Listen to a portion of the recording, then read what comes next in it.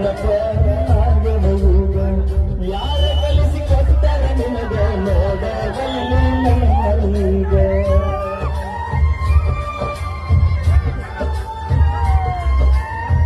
ಕೇಳಿದಾಗ ತಡಕದ ಮುತ್ತ